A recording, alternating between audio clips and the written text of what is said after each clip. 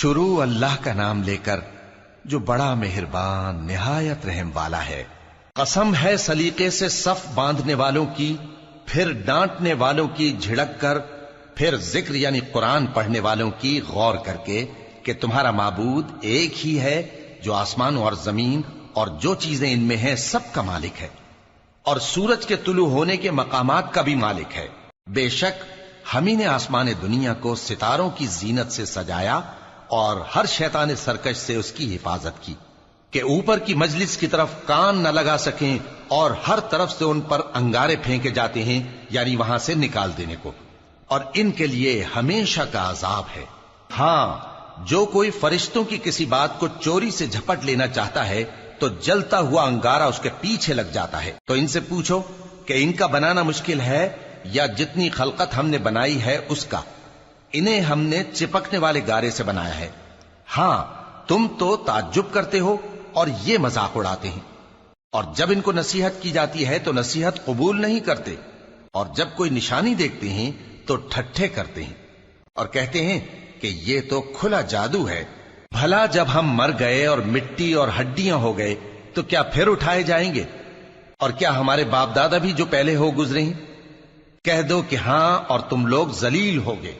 بس وہ تو ایک زور کی آواز ہوگی اور یہ اسی وقت دیکھنے لگیں گے اور کہیں گے ہائے کمبختی ہماری، یہی جزا کا دن ہے۔ کہا جائے گا کہ ہاں، وہی فیصلے کا دن جس کو تم جھوٹ سمجھتے تھے۔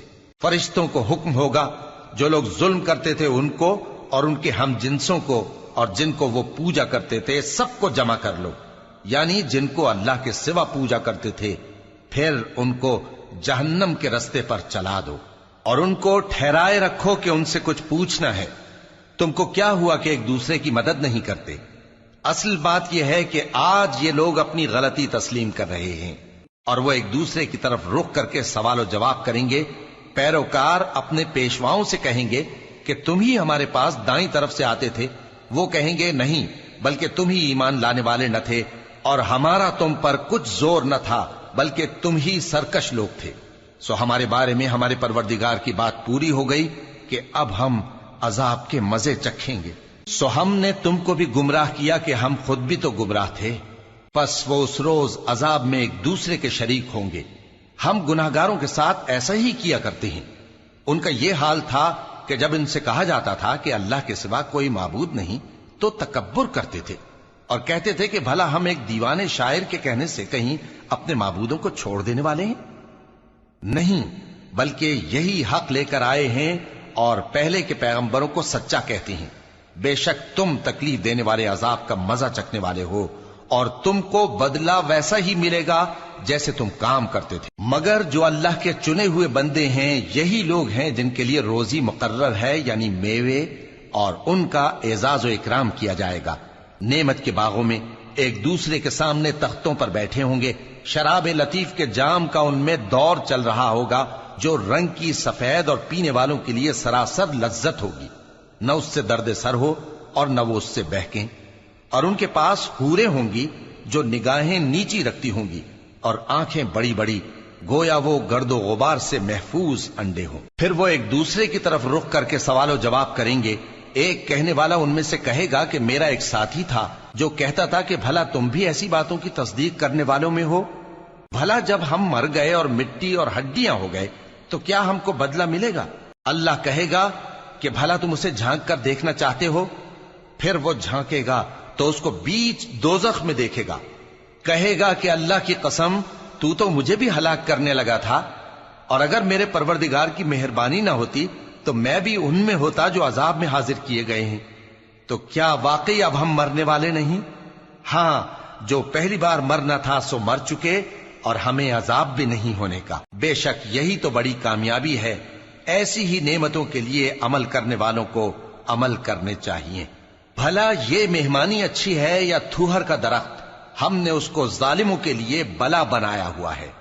وہ ایک درخت ہے کہ جہنم کی تہ میں اگے گا، اس کے خوشے ایسے ہوں گے جیسے شیطانوں کے سر، سو وہ اسی میں سے کھائیں گے اور اسی سے پیٹ بھریں گے۔ پھر اس کھانے کے ساتھ ان کو کھولتا ہوا پانی ملا کر دیا جائے گا، پھر ان کو دوزخ کی طرف لوٹایا جائے گا۔ انہوں نے اپنے باپ دادا کو گمراہی پایا تھا، سو وہ انہی کے پیچھے دوڑے چلے جاتے تھے، اور ان سے پیشتر بہت سے پہلے لوگ بھی گمراہ ہو گئے تھے، اور ہم نے ان میں خبردار کرنے والے بھیجے، سو دیکھ لو جن کو خبردار کیا گیا تھا ان کا انجام کیسا ہوا۔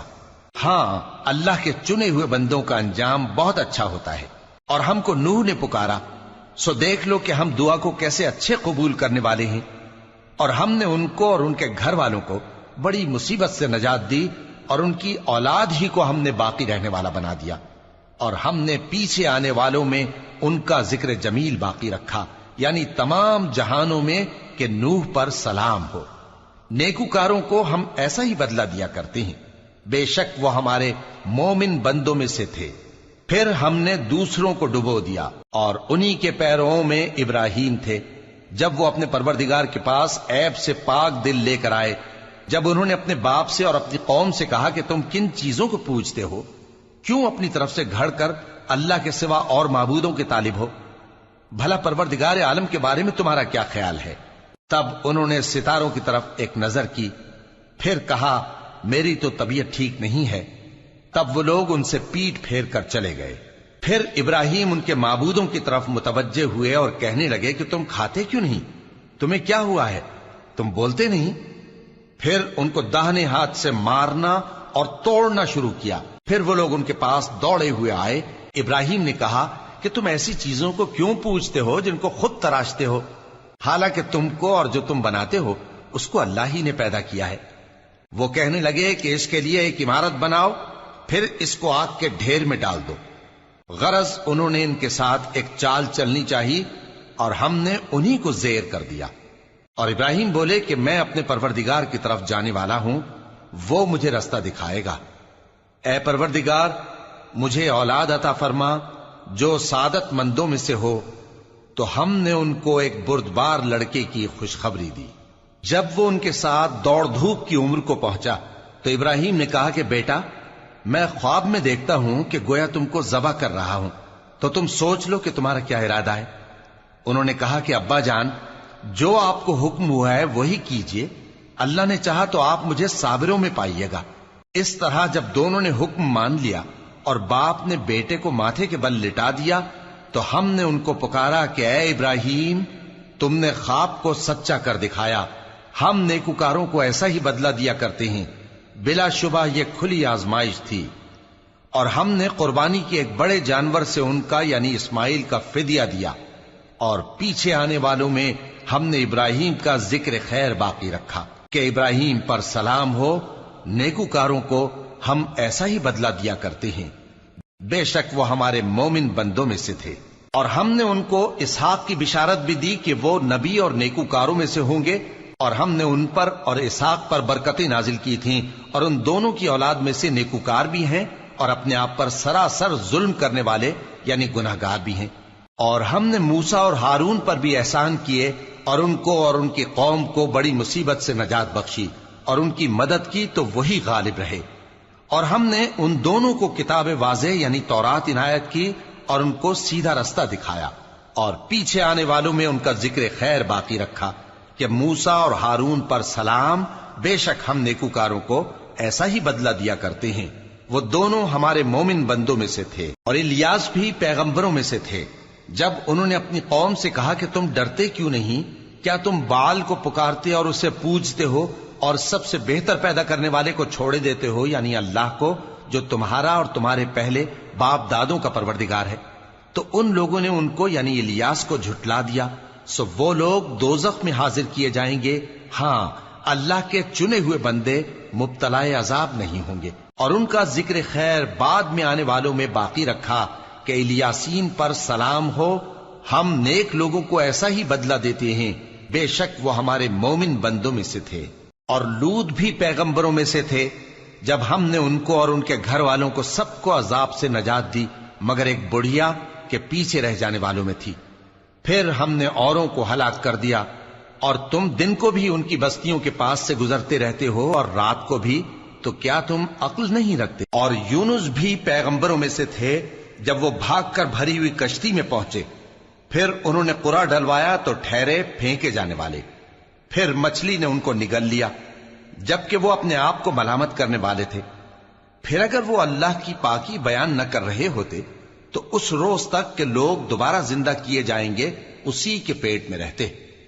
پھر ہم نے ان کو جبکہ وہ بیمار تھے چٹیل میدان میں ڈال دیا اور ان پر کدو کی بیل اگا دی اور ان کو 1,00,000 یا اس سے زیادہ لوگوں کی طرف پیغمبر بنا کر بھیجا تو وہ ایمان لے آئے. سو ہم بھی ان کو دنیا میں ایک وقت مقرر تک فائدے دیتے رہے. ان سے پوچھو تو کہ بھلا تمہارے پروردگار کے لیے تو بیٹیاں ہوں اور ان کے لیے بیٹے، یا ہم نے فرشتوں کو عورتیں بنایا اور یہ اس وقت دیکھ رہے تھے؟ دیکھو یہ اپنی جھوٹ بنائی ہوئی بات کہتے ہیں کہ اللہ کی اولاد ہے، حالانکہ یہ جھوٹے ہیں.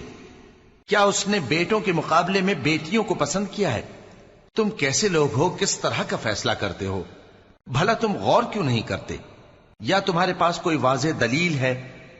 اگر تم سچے ہو تو اپنی کتاب پیش کرو. اور انہوں نے اللہ میں اور جنوں میں رشتہ ٹھہرا لیا، حالانکہ جنات جانتے ہیں کہ وہ اللہ کے سامنے حاضر کیے جائیں گے. یہ جو کچھ بیان کرتے ہیں اللہ اس سے پاک ہے، مگر اللہ کے چنے ہوئے بندے مبتلا عذاب نہیں ہوں گے. سو تم لوگ اور جن کو تم پوجتے ہو اللہ کے خلاف کسی کو بہکا نہیں سکتے مگر اسی کو جو جہنم میں جانے والا ہے. اور فرشتے کہتے ہیں کہ ہم میں سے ہر ایک کا ایک مقام مقرر ہے اور ہم صف باندھے رہتے ہیں اور ہم تسبیح کرتے رہتے ہیں. اور یہ لوگ کہا کرتے تھے کہ اگر ہمارے پاس اگلوں کی کوئی نصیحت کی کتاب ہوتی تو ہم اللہ کے چنے ہوئے بندے ہوتے. پھر اس سے کفر کرتے رہے، سو ان قریب ان کو اس کا نتیجہ معلوم ہو جائے گا. اور اپنے پیغام پہنچانے والے بندوں سے ہمارا وعدہ ہو چکا ہے کہ وہی مظفر و منصور ہوں گے اور ہمارا لشکر ہی غالب رہے گا. تو ایک وقت تک ان سے منہ پھیرے رہو اور انہیں دیکھتے رہو، یہ بھی انقریب کفر کا انجام دیکھ لیں گے. کیا یہ ہمارے عذاب کے لیے جلدی کر رہے ہیں؟ مگر جب وہ ان کے آنگن میں آ اترے گا تو جن کو ڈر سنایا گیا تھا ان کے لیے برا دن ہوگا. اور ایک وقت تک ان سے منہ پھیرے رہو اور دیکھتے رہو، یہ بھی انقریب نتیجہ دیکھ لیں گے. یہ جو کچھ بیان کرتے ہیں تمہارا پروردگار جو صاحب عزت ہے اس سے پاک ہے. اور پیغمبروں پر سلام اور سب طرح کی تعریف اللہ رب العالمین کے لیے.